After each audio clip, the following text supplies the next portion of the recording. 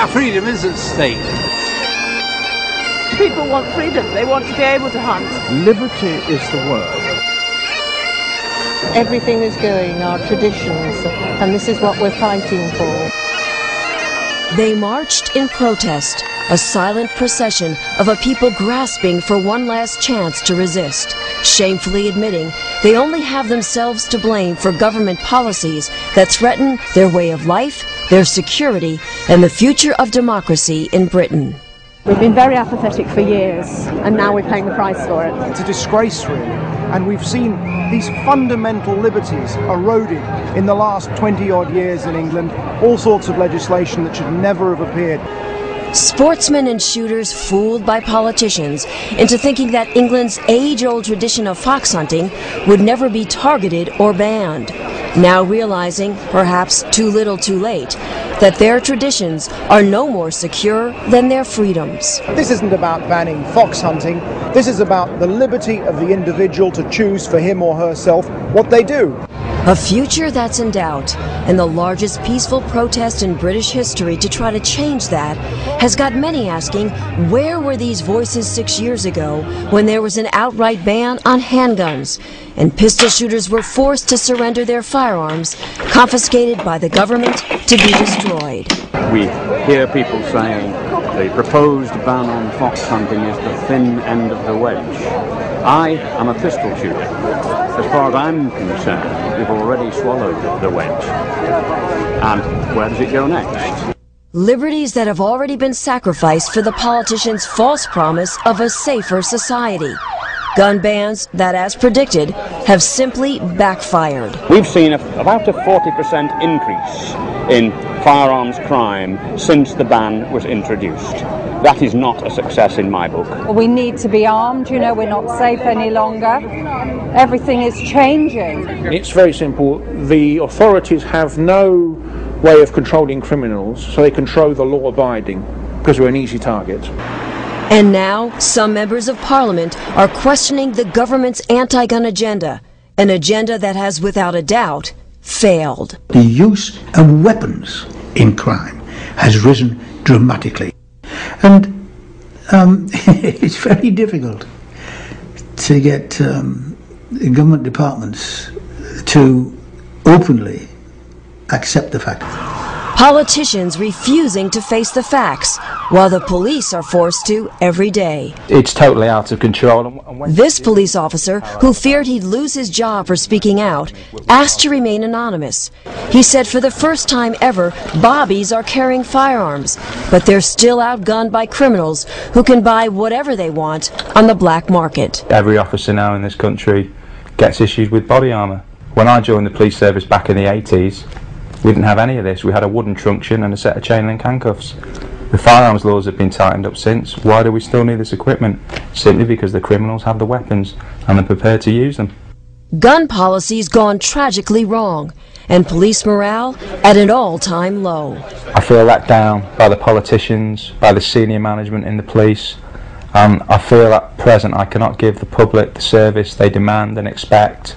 And as this officer made very clear, it's a law built on a lie. The politicians, basically, they have misled the public. They said, if we ban handguns, the country's going to be a safer place. They ban the handguns, the country is not a safer place. Why are British people not to be trusted? And I think that says a lot about the government. Citizens left defenseless, now victims of the very laws passed to protect them, and asking how many more Tony Martins will there be.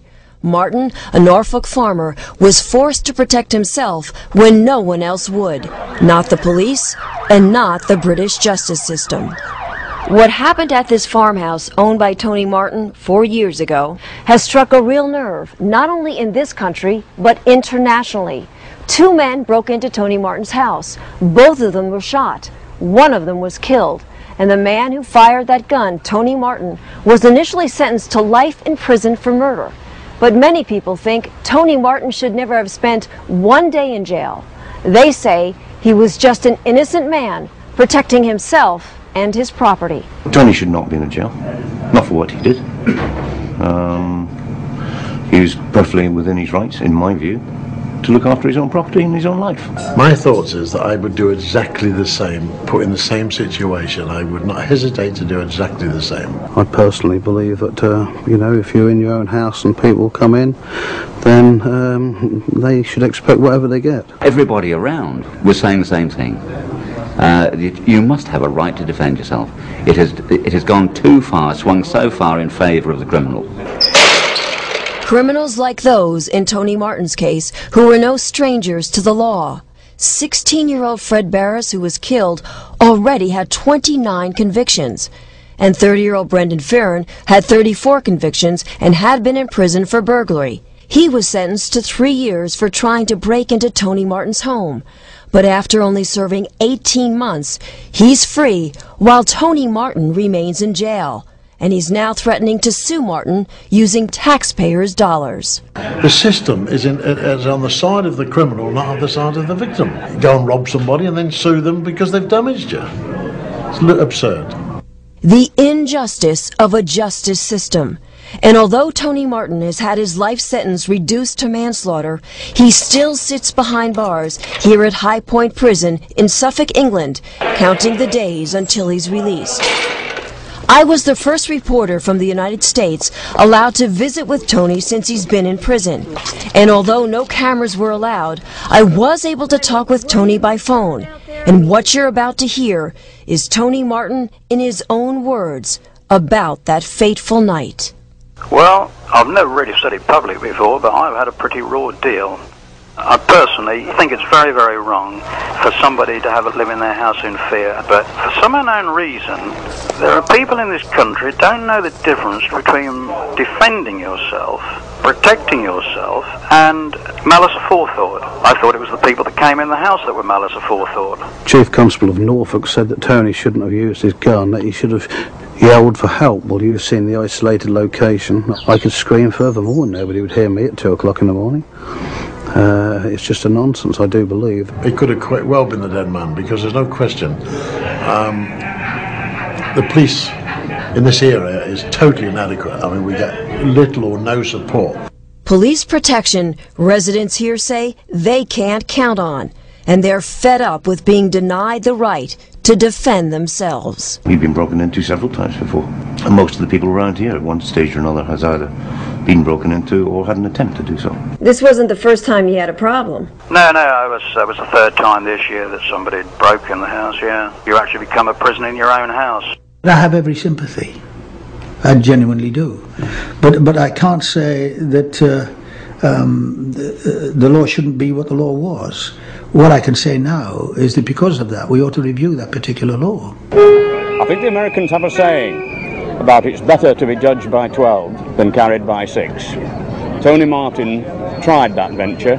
He was judged. He is in prison. The story is not yet finished. And neither is the story of a struggle to reclaim rights these honest citizens have already lost. Costly mistakes of trusting in a government that has left them unprotected. Their message to gun owners in America is simple. It will happen to you if you let it. Jolly well could, and they ought to realise that. If they saw what we're seeing in this country, then they'll fight for it. But if you don't do anything, you will lose your liberties, and make the effort. Don't be apathetic. Get out there and fight. Learn from our experience and don't give an inch. Your constitution matters, your freedom matters. The Pericles said it way before me. Freedom is only for those who have the guts to defend it.